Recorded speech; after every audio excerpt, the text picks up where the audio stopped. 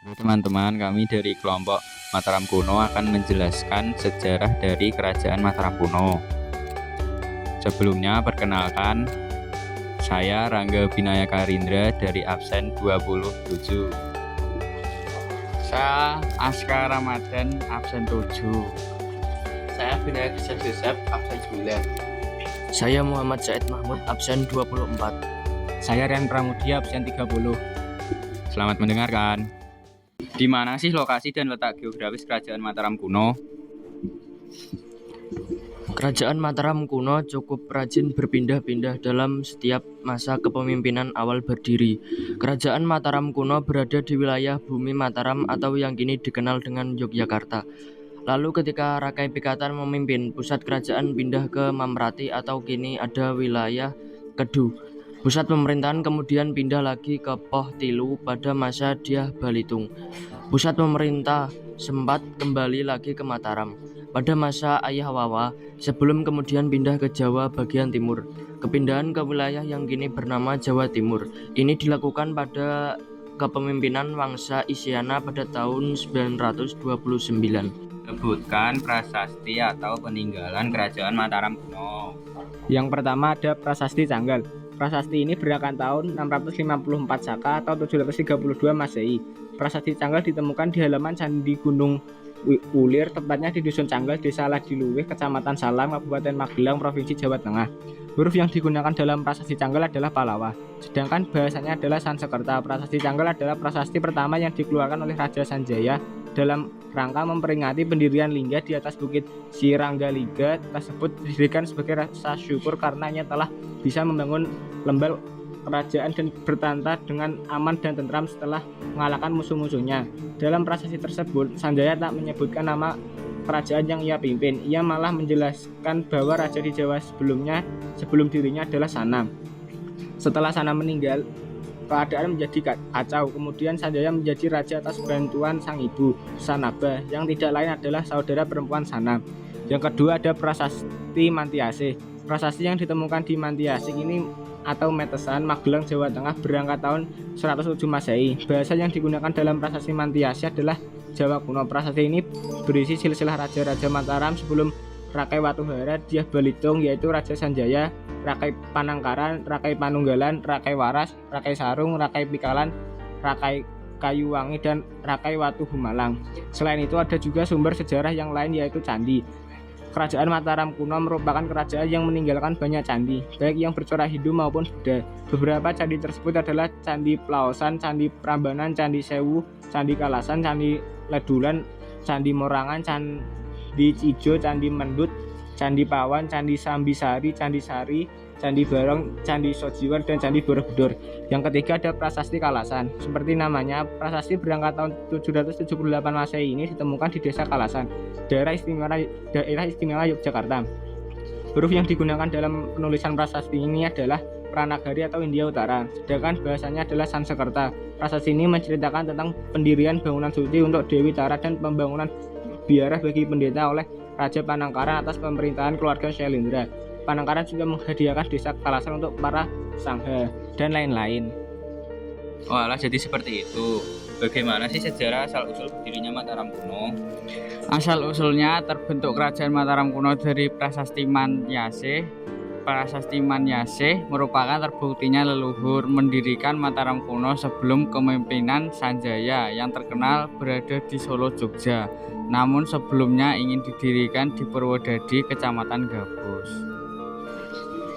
Walah, berarti sebelum dibangun di Solo, Jogja, ingin didirikan di Purwodadi, Kecamatan Gabus ya. Bagaimana sih proses pendirian Kerajaan Mataram di kepemimpinan Sanjaya? Sebelum membangun Mataram kuno, ia pernah menyatukan Sunda dan Galuh. Sunda dan Galuh adalah kerajaan di Jawa Barat. Ada Sunda dan Galuh yang sebelumnya kerajaan Tarumanegara. Tarumanegara pecah gara-gara Linggawarman, raja terakhir di Tarumanegara tak punya anak laki-laki, melainkan punyanya anak perempuan. Akhirnya rajanya pecah. Waktu itu Sanjaya hidup di situ, terusir dari Galuh, kemudian dinikahkan oleh Raja Sunda. Kemudian ia jadi raja di Sunda setelah menghancurkan kerajaan Sunda dan Galuh. Setelah itu Sanjaya pulang ke Jawa Tengah meneruskan tahta Kalingga yang dimiliki oleh neneknya Syailendra. Akhirnya Sanjaya mendirikan Medang Kamolan yang awalnya mau didirikan di Gabus. Karena pada saat itu sudah ada 2 dinasti dan 2 agama Sanjaya Hindu. Waktu itu sudah berkembang musuh dari Hindu adalah dinasti Sailendra. Sailendra yang berkembang waktu itu Sriwijaya. Waktu ingin mendirikan di situ, kedatangan Dewa Indra Raja Sriwijaya, akhirnya Sanjaya terusir dari Purwodadi dan lari ke selatan sampai di Solo Jogja. Kemudian mendirikan Mantiasi. Saya pernah membaca artikel bahwa Mataram kuno mau runtuh pada kekuasaan Rakai Garung. Bagaimana hal itu bisa terjadi? Di era Rakai Garung, setelah meninggal, terjadi keributan di kerajaan Mataram kuno hingga mau runtuh gara-gara perang antara orang Hindu dengan Buddha. Akhirnya dinikahkan putri R.A. Rakai Garung dan Rakai Pikatan. Di era Rakai Garung diciptakanlah Candi Borobudur, di Rakai Pikatan diciptakan Candi Prambanan. Walah, saya ingin bertanya bagaimana kehidupan sosial di Mataram kuno. Sebagai contoh, Candi Arjuna yang di Wonosobo adalah peninggalan Hindu. Daerah Jawa Barat Hindu, Jawa daerah utara Hindu, Jawa bagian selatan Buddha. Berarti sudah ada toleransi beragama di kerajaan Mataram, tetapi akan terjadi perpecahan. Kemudian kejayaannya di era Tulodong.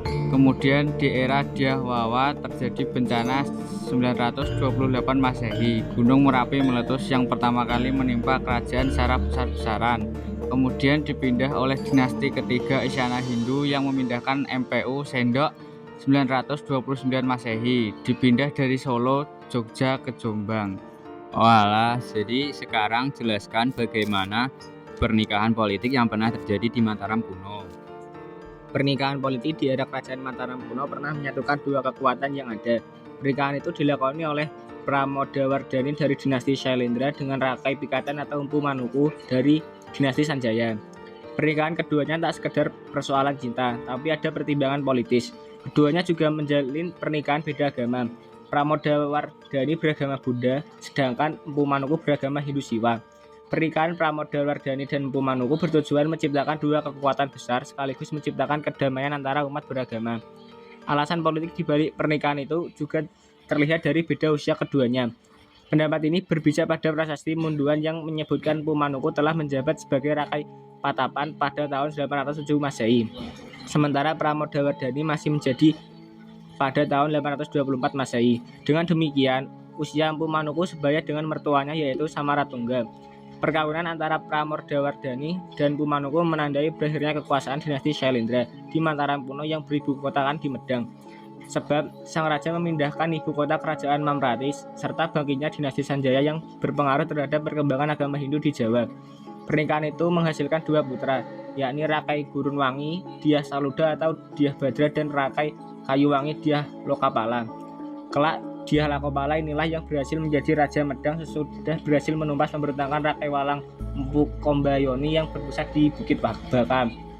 Sementara Dyah Saladu telah melakukan pemberontakan terhadap Dyah Lokapala karena cemburu tidak dinobatkan sebagai Raja Medang oleh ayahnya Empu Manuku. Mengacu pada perselisihan kekuasaan antara Dyah Saladu dan Dyah Lokapala, perkawinan Pramodawardhani dan Empu Manuku dapat dianggap sebagai ambang perang saudara Raja Medang. Setelah bersatunya dinasti Shailendra dan Sanjaya, perang saudara ini berakhir pada tahun 928 Masehi bertepatan dengan meletusnya Gunung Merapi. Oh iya, setahu saya pernah juga terjadi cinta segitiga di kerajaan Mataram kuno. Coba jelaskan peristiwa tersebut. Ada cinta segitiga oleh Dharmawangsa Teguh Mahapralaya Medang Kamolan. Dharmawangsa Teguh punya anak perempuan. Dia ditaksir 2 orang, Erlangga keturunan Raja Udayana Bali dan satunya Raja Wurawari orang Jawa Cepu Ngloram. Dharmawangsa Teguh tidak merestui dengan Raja Wurawari. Dia lebih memilih Erlangga. Akhirnya Raja Wurawari bersekutu dengan Raja Sriwijaya Sumatera ketika Erlangga menikah dengan putri Dharmawangsa Teguh. Pada saat itu berusia 15 tahun diserang Raja Wurawari. Semuanya meninggal dunia kecuali Erlangga. Waktu itu ia bersembunyi di daerah Wonogiri bersama tabibnya Punarotama bertapa selama 3 tahun di hutan. Akhirnya bertemu rakyat mendapatkan petunjuk untuk mendirikan kerajaan lagi di Malang menjadi Kerajaan Kauripan. Di sana Erlangga berhasil membangun Waduk Waringin Septa. Erlangga punya 2 anak, Mapanji Garasaka, dan Sri Samarawijaya dengan tujuan meneruskan masa kejayaan ke anaknya dan tidak mau meneruskan menjadi raja. Ia lebih memilih menjadi petapa. Agar tidak terjadi peperangan, dua anaknya diberi dua kerajaan. Sri Samarawijaya diberi kerajaan Kediri dan Mapanji Garasaka diberi kerajaan Jenggal. Saya ingin tanya, ada berapa sih dinasti di kerajaan Mataram kuno? Ada 3 dinasti Mataram kuno yang pernah memegang pemerintahan kerajaan secara bergantian, yaitu dinasti Sanjaya, Shailendra atau Sailendra, dan Isyana. Yang pertama yaitu dinasti Sanjaya. Ketika di Jawa Tengah terdapat 2 dinasti dalam kerajaan Mataram kuno, yaitu dinasti Sanjaya dan Shailendra. Pendiri sekaligus raja pertama Mataram kuno, Raja Sanjaya 732 sampai 760 Masehi, adalah pendiri dinasti Sanjaya. Di bawah pemerintahan dinasti Sanjaya, Mataram kuno menjadi pusat pembelajaran agama Hindu. Namun ketika kerajaan dipimpin oleh Rakai Panangkaran, putra Sanjaya, kerajaan terpecah menjadi 2. Dinasti Sanjaya memerintah kerajaan Mataram kuno bercorak Hindu di Jawa Tengah bagian utara. Sementara dinasti Shailendra memerintah kerajaan Mataram kuno bercorak Buddha di Jawa Tengah bagian selatan. Yang kedua yaitu dinasti Shailendra. Di bawah kekuasaan dinasti Shailendra, kerajaan Mataram kuno mencapai masa keemasannya. Perkembangan terjadi di berbagai bidang, seperti politik, ilmu pengetahuan, budaya, kesenian, dan sosial. Dinasti Shailendra juga mampu memperluas wilayah kekuasaan kerajaan hingga ke luar Nusantara. Salah satu raja Mataram kuno yang terkenal adalah Samaratungga, di mana pada masa pemerintahannya ilmu seni sangat berkembang dan dibangun Candi Borobudur. Kerajaan Mataram kuno akhirnya bersatu kembali setelah perkawinan Rakai Pikatan dari dinasti Sanjaya dan Pramodawardhani dari wangsa Shailendra. Berikut raja-raja Mataram kuno dari dinasti Shailendra. Rakai Panunggalan atau Dharanindra tahun 784 sampai 803 Masehi. Rakai Warak tahun 800 sampai 820 Masehi. Rakai Garung atau Samaratungga tahun 828 sampai 847. Yang ketiga yaitu dinasti Isyana. Pada abad ke-10, ibu kota kerajaan Mataram kuno dipindahkan oleh Empu Sindok ke Jawa Timur. Setelah itu, Mataram kuno lebih dikenal dengan Kerajaan Medang dengan Empu Sindok sebagai raja pertama dari dinasti Isyana. Berikut ini silsilah raja kerajaan Mataram kuno atau Kerajaan Medang dari dinasti Isyana.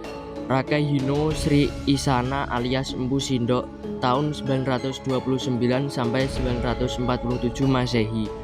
Sri Lokapala dan Ratu Sri Isana Tunggawijaya sejak 947 Masehi. Maka Makutawangsawardhana hingga 985 Masehi. Dharma Wangsa Teguh tahun 985 sampai 1007 Masehi. Kendati demikian, beberapa ahli juga memiliki perbedaan pendapat tentang asal-usul Raja Mataram kuno. Rakai Panangkaran misalnya, beberapa ahli ada yang menyebutnya sebagai keturunan dinasti Shailendra.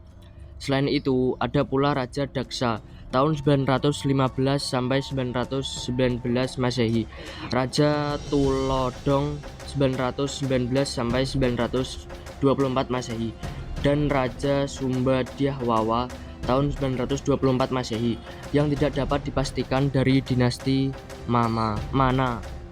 Walah, jadi seperti itu. Sekarang coba sebutkan raja-raja di 3 dinasti. Raja-raja di dinasti Sanjaya. Pertama ada Rakai Sri Mataram Sang Ratu Sanjaya pada tahun 732 sampai 760 Masehi. Yang kedua ada Sri Maharaja Rakai Pikatan.